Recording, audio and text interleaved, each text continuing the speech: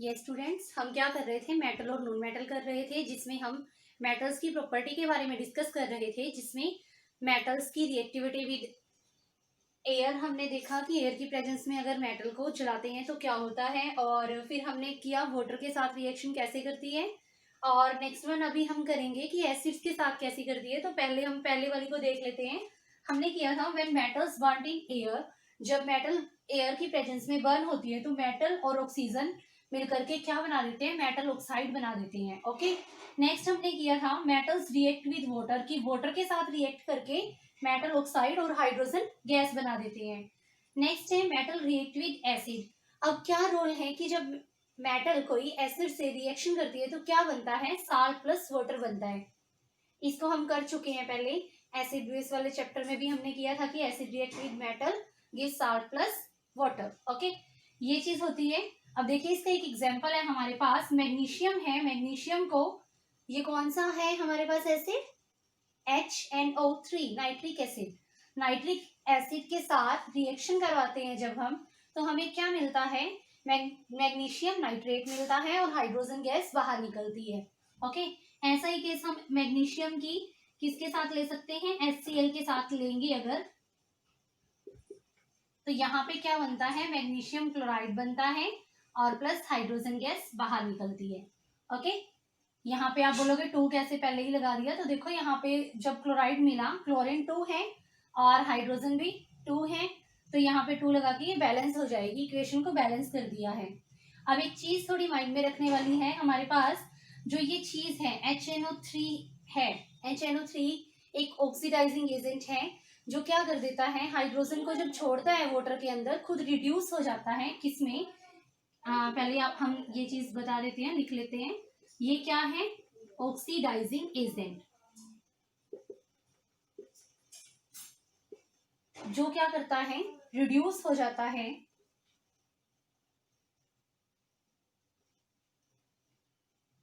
Into nitrogen oxides. ये क्या है, ऑक्सीडाइजिंग एजेंट है जो क्या कर देता है, हाइड्रोजन को किसमें छोड़ देता है, वाटर में छोड़ देता है, और खुद क्या हो जाता है, रिड्यूस हो जाता है इनटू नाइट्रोजन ऑक्साइड, यानी कि N2O में, या फिर NO में, या फिर NO2 में, यानी कि ऑक्साइड्स में क्या हो जाएगा, ये कन्वर्ट हो जाएगा, रिड्यूस हो जाएगा, H2 को अपने अंदर से हटा देगा। ओके, ये रिएक्शन है हमारे पास किसी मेटल की, किसके साथ, एसिड्स के साथ। ओके, एसिड्स क्या करेंगे, अपने पास से हाइड्रोजन को छोड़ देंगे, जिस वजह से हमें हाइड्रोजन गैस मिल रही है, और खुद क्या हो जाएंगे, रिड्यूस हो जाएंगे। ओके, नेक्स्ट हमारे पास बात आती है, सभी मेटल्स के बारे में बात कर लेते हैं। जो मैग्नीशियम है, एल्यूमिनियम है और आयरन है, ये सब तो सेम रिएक्शन देंगे हमें। ओके, यानी कि ये रिएक्टिव हैं, जो काम कर रही हैं, एसिड के साथ रिएक्ट कर रही हैं। बट जो कॉपर है, जब हम कॉपर को HCl से रिएक्शन करवाते हैं तो यहाँ पे कोई रिएक्शन नहीं मिलती है, यानी कि नो रिएक्शन। कॉपर किसी एसिड के साथ ऐसे रिएक्शन नहीं करेगा। जब मैग्नीशियम ने HCl के साथ रिएक्शन की है तो बबल्स प्रोड्यूस होंगे, लेकिन जब कॉपर ने की है तो नो बबल्स, ना बबल्स प्रोड्यूस होंगे और ना ही चेंज इन टेम्परेचर, यानी कि टेम्परेचर रिमेन्स कांस्टेंट। यहाँ पे टेम्परेचर भी कांस्टेंट रहेगा और बबल्स भी नहीं बनेंगे, लेकिन उस केस में बबल्स भी बनेंगे, टेम्परेचर में चेंज भी आएगा। ओके, तो ये कुछ मेटल्स की बात थी जो एसिड्स के साथ कैसे रिएक्शन कर रही हैं। अब इनकी रिएक्टिविटी को ऐसे लिखा जाएगा, डिक्रीजिंग में लिख रही हूँ। मैग्नीशियम की सबसे ज्यादा है, मैग्नीशियम के बाद आता है एल्यूमिनियम, उसके बाद है आयरन, और सबसे कम जो है कॉपर की है। ओके, याद रखना है कि कॉपर ऐसे रिएक्शन नहीं करेगा इसके साथ। इसके साथ ही हमारा नेक्स्ट टॉपिक आता है, जिसमें क्या है, metals, when metals react with salt solution of another metal.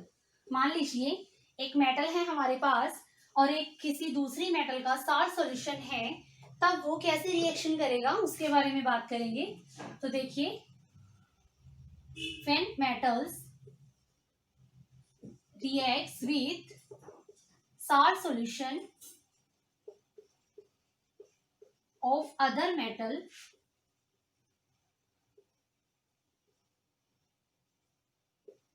तो क्या होगा, मान लीजिए हमारे पास क्या है, ये मेटल ए है, मेटल ए, इसको हम salt solution of metal B के साथ रिएक्शन करवाते हैं तो हमें क्या मिलेगा, साल्ट सॉल्यूशन ऑफ ए मिलेगा और मेटल बी अलग हो जाएगी।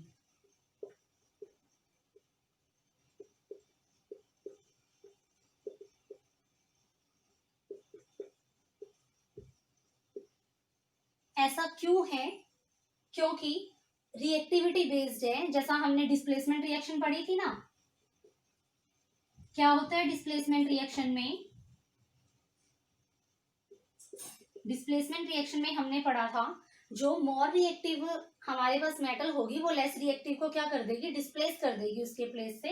ऐसा ही केस यहाँ पे आता है कि जो मेटल है हमारे पास जिसकी रिएक्टिविटी हाई है वो क्या करेगी, लो रिएक्टिविटी वाली मेटल को वहां से डिस्प्लेस कर देगी। इसका एक एग्जांपल लेके चलते हैं।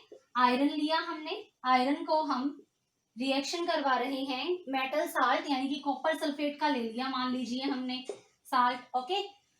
इसकी रिएक्शन जब हम करवाते हैं तो हमें क्या मिलता है, आयरन सल्फेट हो जाएगा और प्लस कॉपर बाहर निकल जाएगा, ओके। ये हमने सॉलिड फॉर्म में लिया, इसका हमारे पास एक्वस सॉल्यूशन है। जब इनकी रिएक्शन करवाई गई, रिएक्शन करवाने के बाद क्या हुआ, यहाँ पे हमारे पास क्या मिल गया, हमें आयरन सल्फेट मिल गया और कॉपर आयरन सल्फेट हमें एक्वस सॉल्यूशन की फॉर्म में मिल गया।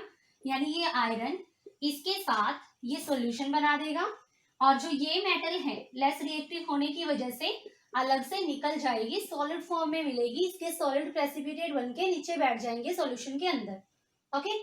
तो इस तरीके से हमें क्या पता चलता है कि जो भी मेटल ज्यादा रिएक्टिविटी वाली होगी अगर उसको कम रिएक्टिविटी वाली मेटल के सॉल्ट सॉल्यूशन के अंदर डिसॉल्व करने की कोशिश करेंगे तो वो क्या करेगी, उस मेटल के सॉल्ट सॉल्यूशन से उस मेटल को बाहर निकाल देगी और खुद उसका प्लेस ले लेगी, ओके।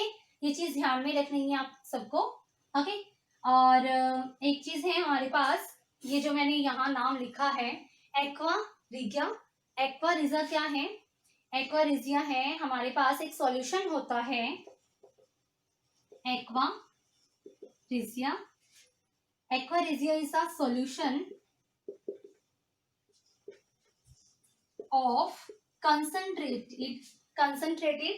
HCl and HNO3, इन दोनों का कंसंट्रेटेड सॉल्यूशन है, यानी कि वो भी कंसंट्रेटेड है ये भी कंसंट्रेटेड है, दोनों को मिक्स करके जो सॉल्यूशन मिलता है हमें उससे बोलते हैं aqua regia, aqua regia, okay.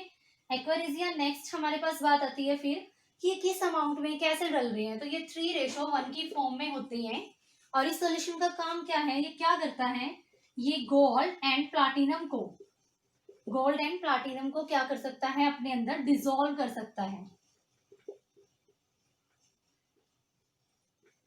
Gold और प्लैटिनम को अपने अंदर डिसॉल्व कर सकता है। तो जो ये सुनार होते हैं वो किस सॉल्यूशन का यूज करते हैं, जब सोने की धुलाई के लिए जाते हैं हम सुनार के पास तो वो क्या करता है, इस सॉल्यूशन से उसको धोता है तो कुछ गोल्ड की थोड़ी सा अमाउंट किसके अंदर रह जाता है, सॉल्यूशन के अंदर रह जाता है।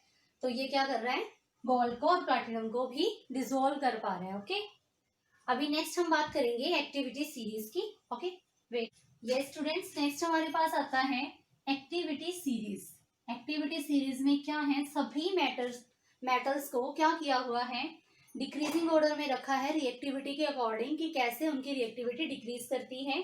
तो जैसे यहाँ दिखाया है, सोडियम हमारे पास potassium, sodium, calcium, magnesium, aluminium, zinc, iron, lead, hydrogen, copper, mercury, silver, gold, ऐसे दिखाया है कि ये सबसे क्या है, रिएक्टिव है, ये उससे थोड़ा कम रिएक्टिव है। इस तरीके से रिएक्टिविटी डिक्रीज होगी, ये सबसे लेस रिएक्टिव है। तो रिएक्टिविटी कैसे वेरी कर रही है, टॉप टू डाउन डिक्रीज हो रही है रिएक्टिविटी हमारी। तो अभी हमने लास्ट अभी पढ़ा है कि डिस्प्लेसमेंट रिएक्शन के अंदर क्या होता है, जो ज्यादा क्या हो हमारे पास, जो ज्यादा रिएक्टिव है कोई भी मेटल वो क्या करती है, लेस रिएक्टिव को उसके सॉल्यूशन से रिमूव कर देती है या फिर एसिड्स के साथ फॉर्म कर रहे हैं। देखिए हम ले लेते हैं, मैंने लिया जिंक प्लस जिंक के साथ मैंने लिया H2SO4, सल्फ्यूरिक एसिड लिया, जब इनकी रिएक्शन करवाई तो रिएक्शन कैसे बनेगी, जिंक सल्फेट हो जाएगा।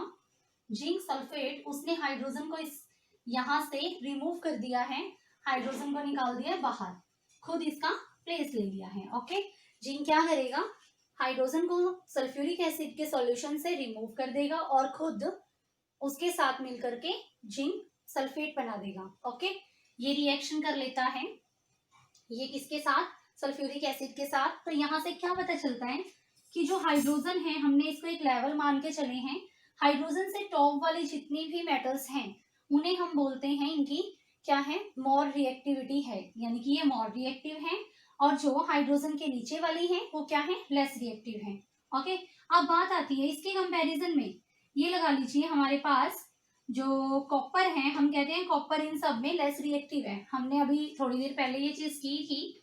मैग्नीशियम है जो हमारे पास, उसकी रिएक्टिविटी ज्यादा शो की थी, मैग्नीशियम के बाद एल्यूमिनियम की शो की थी, देन जिंक है हमारे पास, देन आयरन है, और देन कॉपर। हमने लिखा था कॉपर एसिड के साथ रिएक्ट नहीं करता, और ऐसे ही कॉपर किसके सॉल्यूशन में से जिंक सल्फेट का ले लो, आयरन सल्फेट का ले लो, कि उन सॉल्यूशन में से उनको रिमूव नहीं कर पाएगा। क्यों, क्योंकि वो लेस रिएक्टिव है, उसके पास इतनी पावर नहीं है कि वो किसमें से, जिंक सल्फेट के सॉल्यूशन में से या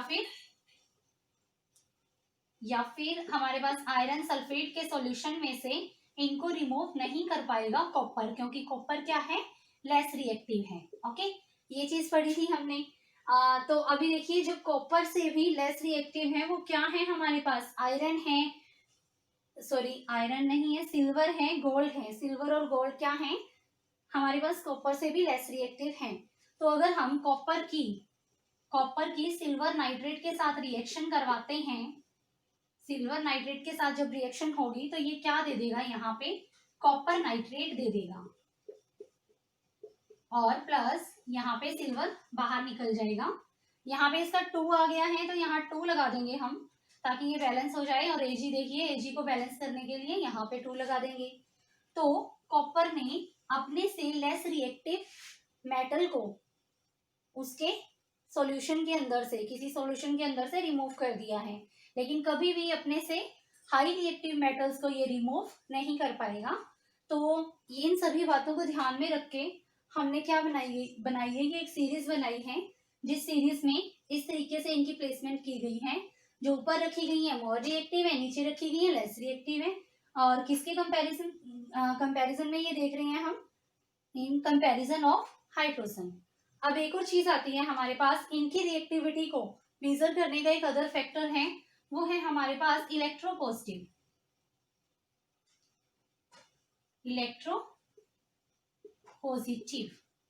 जिसका इलेक्ट्रोपॉजिटिव कैरेक्टर ज्यादा है वो ज्यादा रिएक्टिव है, जो जितनी जल्दी इलेक्ट्रॉन लूज कर दे।